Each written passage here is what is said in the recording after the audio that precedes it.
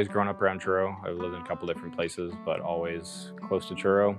I have one brother and one sister, and there is 5 years between me and my sister, and 9 years between me and my brother.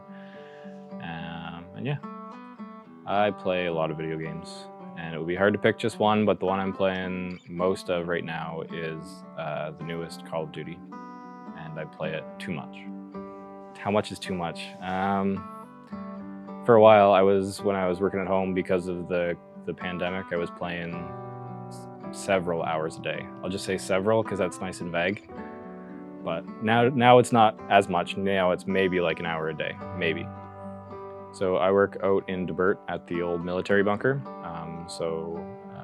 Canada built a series of nuclear bunkers back in the Cold War, and there's only one in the Atlantic provinces, and it's privately owned, and I work for the gentleman that owns it. And I do a little bit of everything. I do a little bit of maintenance, I do a little bit of paperwork, a little bit of everything. So it's a very interesting building, very old and very just full of history. So it's very cool. I would probably drop myself into the story of Nehemiah as he rebuilt the walls of Jerusalem. I always thought it was kind of a cool story because, Nehemiah, sorry. I almost said Jerusalem again. But Nehemiah, because he was a great leader, and he didn't start out as that, but with God's help, he turned into basically a job site manager, which is something that I hope that I can become someday once I get enough experience under my belt. But it was, on top of that, he protected his people and was involved in high society and with the kings of his day. So yeah. So mission trips. I have been to Benin, and I went at the beginning of 2017. I was thinking back in my head, and I believe it was beginning of 2017. We went to Benin, Africa with Miriam Sterling. I went with 4 other people, and we built houses for a pilot project that she had going on. It was for women who had been displaced because of AIDS. They would be kicked out of their tribes or their family groupings because they were considered unclean. And so she has a real heart for those ladies, and so she wanted to start a project where they could have a safe place to live in a community.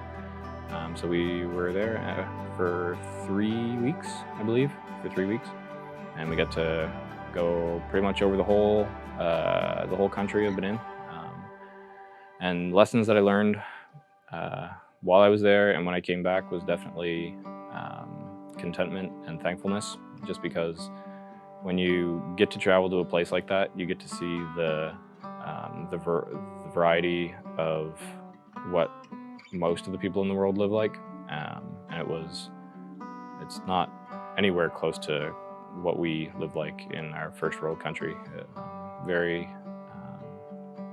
Not very much, not any material things, and very like day-to-day life.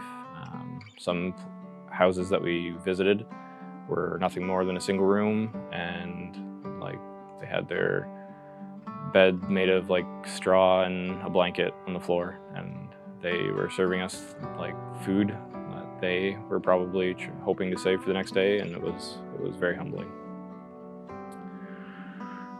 One incident that I would thank God for. So my parents actually got divorced a couple years ago, and it wasn't an easy thing for anyone in the family. Never is. But through that experience, God showed me and taught me about forgiveness, and how that He is in control, and there is things that we don't understand why they happen. But forgiveness definitely mainly, just because it was a hard time for the family and for myself. But I'd like to think that I'm past it, but forgiveness is a process, and it's a day-by-day thing. It's not you forgive and it's done. It's every day. If it comes up in your mind, you think about it and you stop and you have to forgive again. So it's a process, but it definitely was a growing and a learning process. And I would say that I'm stronger Christian because of it. When I got serious about my Christian faith was probably after I left university. And I did not go to a Christian university. I went to Dalhousie, and I was around a lot of people that were very logical and very scientific, and I just kind of put my Christianity, my faith on the back burner. And I lived it day to day, and I didn't take it 100% seriously. But after I left, I realized that it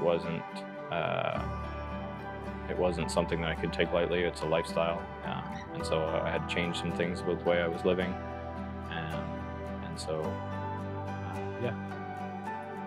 One piece of advice for the teens would be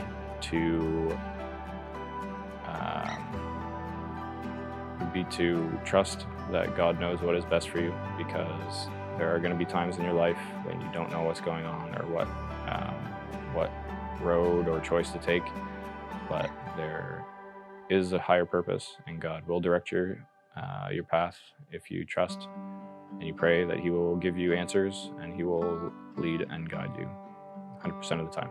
And you might not think that it is the best path for you at that moment, but when you are through it all and you look back, you'll be amazed at what God has actually done for you. Thank you very much for being here for my interview, and I hope you guys have a wonderful day. Bye.